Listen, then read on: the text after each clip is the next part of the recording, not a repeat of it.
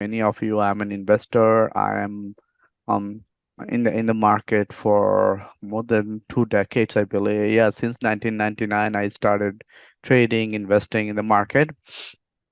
So here, this graph shows you two things. Here you can take a look at a headline CPI and core CPI. So I'm sure some of you might be thinking, hey, by looking at the August data, look at that the headline CPI, it went down, but since June, August, it shows a little bit bump up. So what does that mean? And why it also, some of you might be thinking, hey, what's the difference between core CPI and headline CPI? With that headline CPI, usually it has the energy and the food, those are part of it, the seasonal things that we usually buy, and that and with core CPI is not part of it. So so when it comes to inflation, inflation use both of them. So at least one thing that you can see last 3 months that uh, the energy and food price is going higher. And if you go to the market today, also buying gas, you are going to see that, hey, why my gas price is going higher. We know summertime people travel more, at the same time party more. Economic growth, we're seeing that since August data that we looked into economic growth and declining inflation for so CPI and inflation. CPI rose, we saw the 0.6% in August, which is up year over year is 3.7, and core CPI decreased, which is the other one you saw that the line that it showed us a good it's not included energy and food price is not part of it, which is going on its own trend. But the key driver of both headline CPI and core CPI is the one energy price, which we are all feeling it. um Especially those who has multiple four or five cars, like myself. It's just costing too much to fill out the tank with those car vans. So what that means with the Federal Reserve, higher energy price places Fed on alert, and then core inflation declining matters more or Fed rate.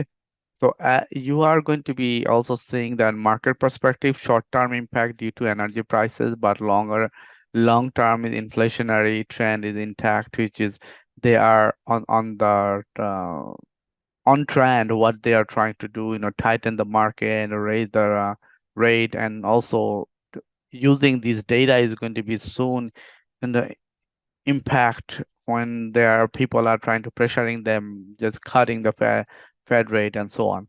So, so next, one of the thing you're going to be seeing that watch for wage gains and housing inflation, which is coming up.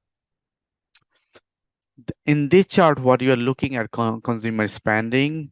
So here, which is following the same trend what we saw in headline CPI and core CPI. You see, since it started 2020, core spending money was so high. At some point, we had to pay so much to buy our basic needs.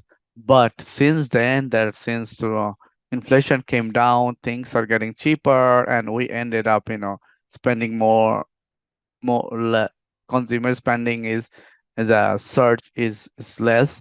So year over year change in the retail sales, which have been gradually decelerating. Here you can see why is that? Because you saw that when I don't spend more money and try to save money now, of course it's going to be the retail business is going to be get affected, right? So they are seeing the trend happening, but it's longer year over year. Remember, you are looking at till 2022 data, not 23 data. You saw core CPI and headline CPI.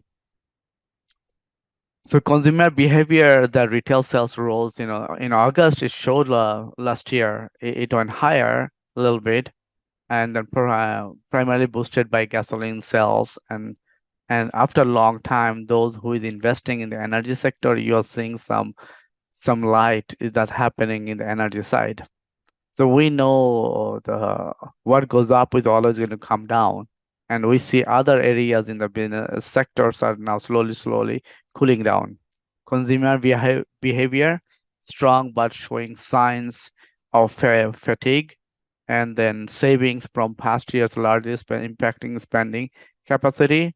Now people are getting in a mode, hey, things are costing more. I should be thinking more savings than spending.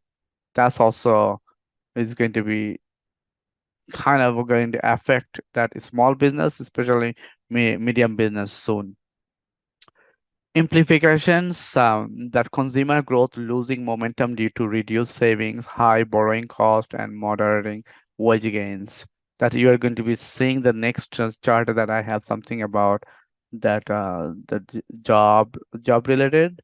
U.S. consumer remains resilient but has less financial flexibility for financial flexibility for spending, signaling caution for the future. That's also cause adding Fed what they giving ammunition to see are what are they going to do? Are they going to be doing raise up or they're going to be still stay silent, not increase the rate. So these are the small the thing that we should be at least aware of. Every week things changing going to be changing based on short term what we see in the market. So here you can see that that oil prices, those who is in the energy business, that what happened on the WTI in oil price, natural gas, the other one, the purple one. But you see that gas, we know winter is coming up, so hopefully that will be at least we know that might go higher also.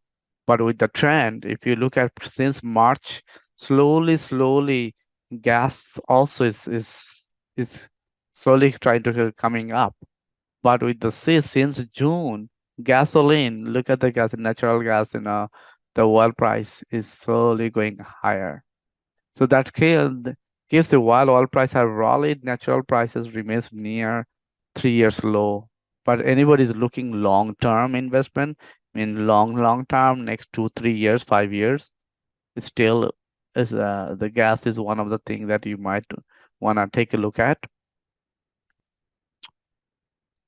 Okay, here in this one, what you're looking at job gains since January 2022 till August. But look at the job gain change in the non-farm the payrolls, especially all the most of the service industry and others. Um, so here just look at the number that is slowly slow down. And this is something I think in the past I've been reminding you guys that job is slowly job is getting cut down and more unemployment coming up. That will impact the spending money for consumer. At the same time, it is cautious for people. What may happen, we do not know. But while few things we have seen in the past that we are not saying we're heading to recession, but recession is not the talk here. This is like people are still in people and business economic growth are still in good shape, but job is one of the number is causing Fed that entire the economy is more pressured than what they can do. So change in payroll gains, which has been trending lower, you can see that every month it's getting lower and lower. Okay.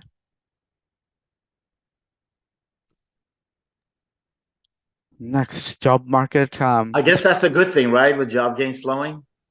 Yeah, well, yeah. Isn't Good that thing funny that the Federal Reserve from wants Fed job Chair gains to slow Powell's down? perspective.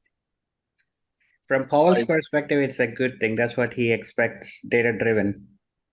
that's crazy hmm that a Federal Reserve would say, I want less employment. There's just too much employment.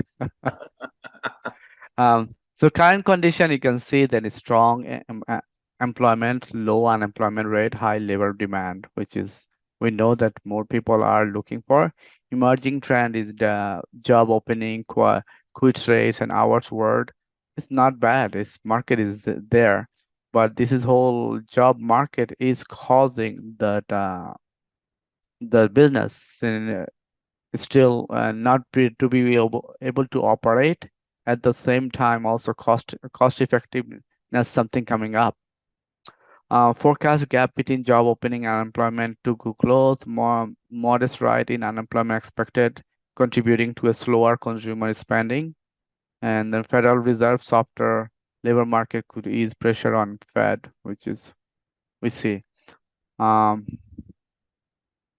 Here, the small business, this is something that we know that small business and those who is Russell 2000 is looking and investing is suffering for a long time. I shockingly, I visited last week. I think most of you that may know that I went in Microsoft last week, for a whole week to talk about what we are doing as a nonprofit in the community and how in workforce development areas that on the field that we are assisting people. But one thing we noticed that Microsoft brought in 49 other partners from all the other 49 states. So I represented New York and New Jersey. And from the New York side, we have another partner who came in from Buffalo, New York. And mostly I operate in New York City area in there. So then we all discussed among each other what are we doing to help in the community economic development and the workforce development area.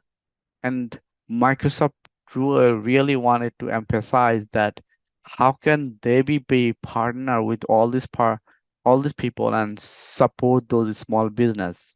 And this is the overall market from the last week. You can see Nasdaq, is barely just very little, 0.4%. It's closed negative. S&P also closed negative, and Dow is right barely positive end. So overall market was last week, was not the satisfactory. We know that those who is doing the daily the market looking, you might be able to see, but That's it for this episode, folks. Thank you for listening. And if it was helpful to you, please click the like button and follow us so that you can listen to more of our podcast. You can also visit us at urbanhood.org to learn more about our other programs. We hope you'll check in with us again.